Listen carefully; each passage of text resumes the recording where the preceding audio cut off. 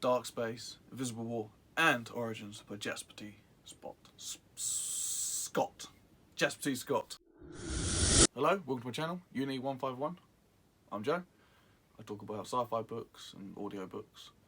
I mostly like military sci-fi, space operas, and horror. If it sounds interesting to you, subscribe, like, and yes.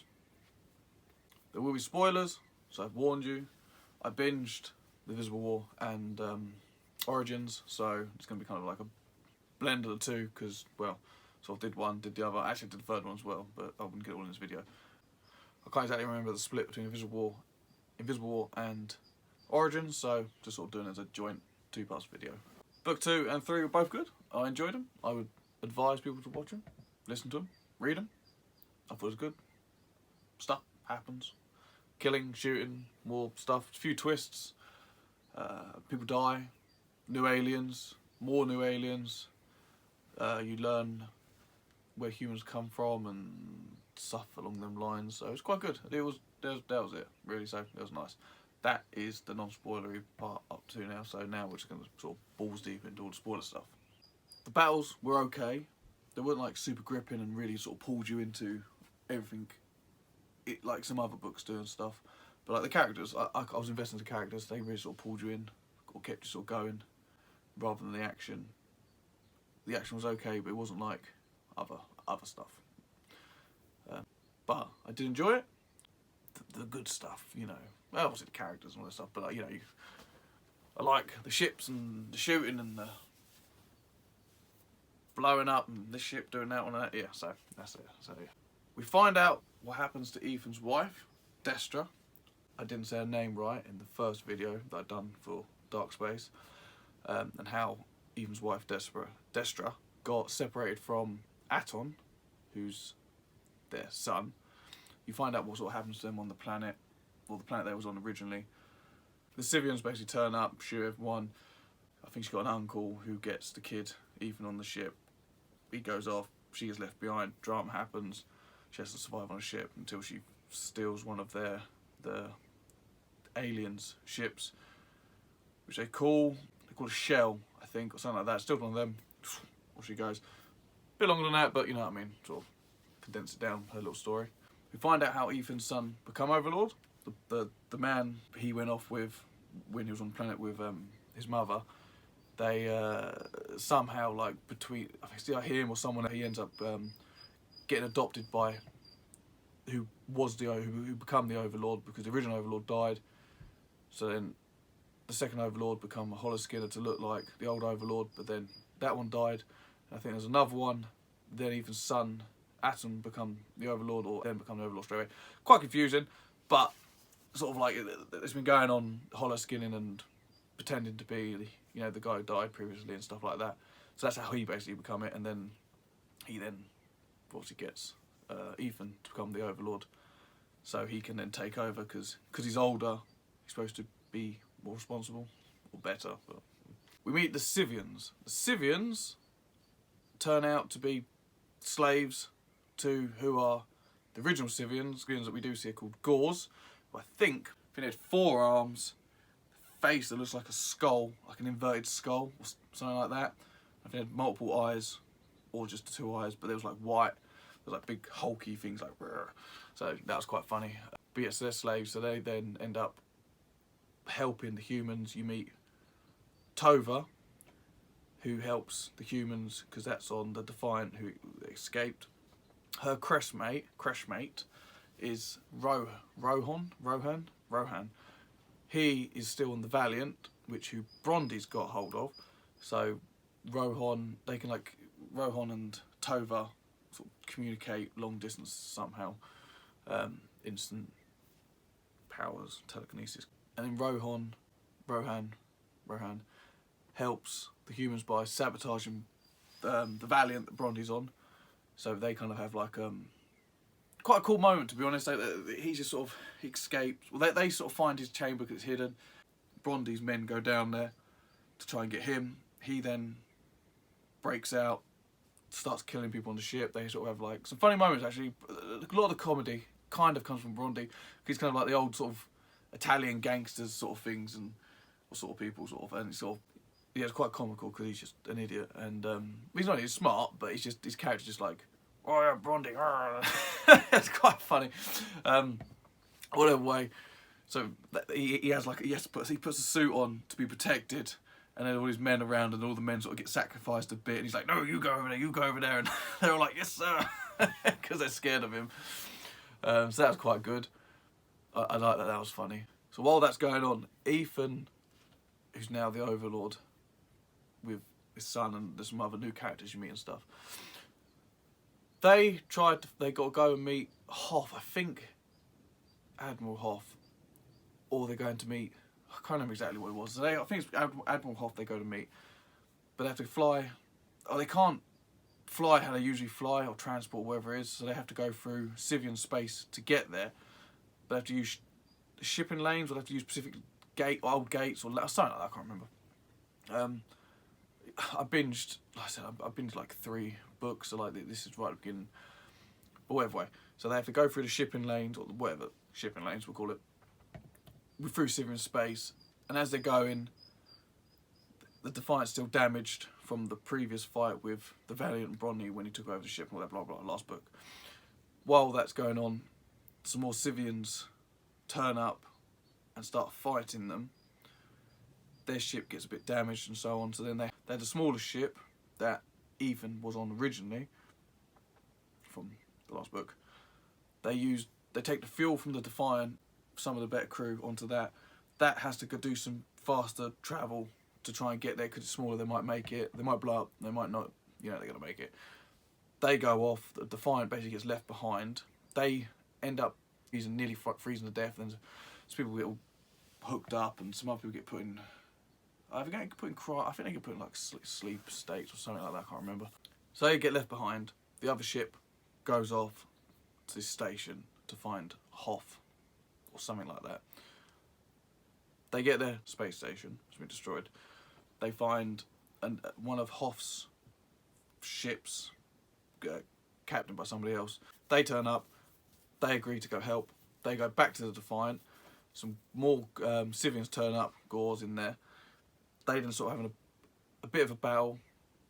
They then get Tova to ask the Gauls on the ships to surrender. They all leave the pods to surrender because they don't want to fight for the Sivians anymore because they're slaves. So they surrender, they bail out. As they bail out, they then go on the Defiant. They go on the Defiant. The crew on the Defiant, or most of the crew, some of the crew get arrested, and then they all get taken back to Hoff. While this is all going on, the Defiant find out that Ethan's not actually the Overlord and that it's been fake. Ethan's son, Atten, is looking like the dead pilot that Ethan looked like originally. The man who made the virus, he ratted out Ethan, and Ethan then ratted him out because he made the virus. So then everyone wants to kill him, and then they want to kill Ethan because Ethan was the character. Drama all over the place. It's just crazy. It's good. It's funny, but it's just, yeah, crazy. Drama. So they then have this trial because they then want to kill Ethan and the Doctor and all these people. They can do mind probes to get the information. I don't actually believe what they're saying. Then Hoff asks Ethan what his name is, all this stuff. Sort of, kind of along these lines, sort of, he's like, okay, right, all right. He wants to take him away to go and do the mind probe, or go do something, but he doesn't. He then takes him to see his wife, who's Destra. Because Destra, before she left the planet, found a man who was wounded, looked after him. She chucked him on the ship. Then she stole the shell ship, flew off. They landed on a planet which is like frozen or dark or whatever. They have problems. She's with this guy Hoff. They get together. They're all lovey-dovey. Hoff then dies, and another Hoff turns up on a ship, saves her. That's the end of that. Before. So then, it's all confusing. There's so much going on. They've sort of time skips. It's like you've got like, through the story, you've got the present day, then 10 years later, and then something happens, and then it goes 5 minutes later. So it's a bit sort of like that. Anyway, so his ex-wife turns up with Hoff. So Ethan's like, oh, you're alive, and then sort of, you know, they've all got like, oh, loves you and blah blah blah, and they don't, but they're together because he's been with Hoff. She's pregnant. She's got a baby with Hoff. Hoff doesn't actually remember being on the planet and being all lovey-dovey and all that stuff. And I'm pretty sure that's kind of where the second book ends. Maybe not. Or roughly around that sort of area. The third book sort of then carries on from here, somewhere the line's blurred. So it turns out Hoff's actually a clone. He's been doing it for thousands and thousands of years. And that's why he don't remember having the baby, but his daughter with her. But the daughter is her because daughter is his because the DNA and blah blah. Because originally the first clone died, and then the new clone got taken over. The memories went over, and that clone didn't actually die. Or something like that happened. I can't remember. So then they find out. Then they've got another Civ. They've got this proper Civians. They've got an actual Civian locked up. They're invisible. Like the Gors can go invisible, but these Civians, they go invisible, and then when they're not invisible, I think they're blue. They kind of look like fish humans, and they sort of like, basically just like humans, but kind of fishy with gills and some weird ear things, I think, and stuff like that. Then turns out there's Avalon, which Hoff come from, which is his human people. Then there's the fish people, the Civians. They're the actual original humans, but they mutated and over millions of years to look like the fish people, or whatever some people have to live underwater, so they sort of turn fishy. I guess some have to live in air, so up in space, they look spacey. Basically, there's all sorts of weird shit goes on with that. And this is what the Civians do. They then basically just go around taking over places and enslaving like the Gors and so on and so forth. I'm jumping all over the place. I'm sorry. After they meet the wife, Hoff then somehow gets them all out of the trial because the old crew wanted to kill him or something. They sort of resolve it as they do, plot them through. Then they end up going back to dark space because Hoff wants the Valiant because it's the biggest ship going. Brondy heads over to Hoff because he wants to do the same trick to get the Valiant that he wants to get all Hoff's ships, because then Hoff's got the second biggest ship. Hoff knows it's a load of BS. They have a bit of a talk. While having the talk, I think this is the way it goes, there was a little bug thing in that Civian, the bluey fish looky thing, or something like that. They took it out because then that Civian was trying to pretend that he's a slave to the real Civians, which turns out to be a lie. One of Hoff's mates take the little chip buggy thing out. That takes it away to space to get rid of it or do something, but then that's been transmitting. More Civians turn up, capture him, turn him into a slave. Then a massive army or fleet or whatever of Civians turn up to dark space. They've actually finally found dark space. Then there's a big fight. Hoff goes to sacrifice himself. Then Hoff makes another clone. Then some drama between his wife, because his wife finds out he's clones, because no one else knew there's clones, even though she couldn't understand why there was two Hoffs when one died, because she's a dumb bitch. Don't blame her. She's just a bit of a dumb bitch character. She's a whingebag as well. There's some really good, strong women in there, and there's this one dumb bitch, and there's some dickhead men in there, and there's Hoff's quite a strong mate. He's actually quite cool, because one of those old, like, oh, yes, we're going to do this. But yeah, anyway. Civians turn up, big fight, people get smashed to pieces. Hoff, like I said, goes to smash his ship into the ship to destroy it, because they want to kill all of the Armada and all this stuff.